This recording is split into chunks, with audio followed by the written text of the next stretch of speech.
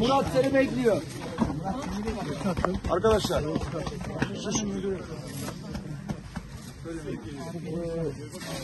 Polis arkadaşlarla bekleyelim. Tamam. Alacağız. Buradan zincire vereceğiz. Zincire vereceğiz. Tamam. Tamamıyla götürmeyeceğiz. Elden ele gidecek.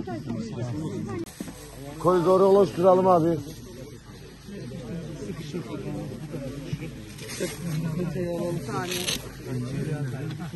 Abi şey yapıyorlar. Aslan! İşte İmamoğlu asker! Aslan, aslan.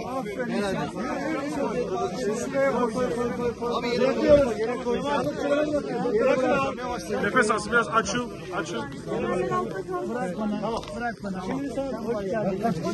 Arkadaşlar, itfaiyeci arkadaşlar. Yol açın. Gel bakalım. Hadi itfaiyeciler. Koridoru bozma. Tamam, yürü. Zaten teslim ediyoruz. Muzaffer.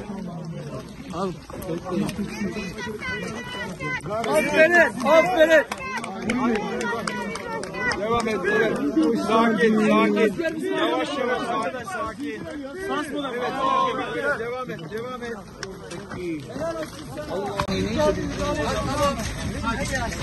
Bir dakika, müsaade edin, Hazır abi. Hadi bakalım.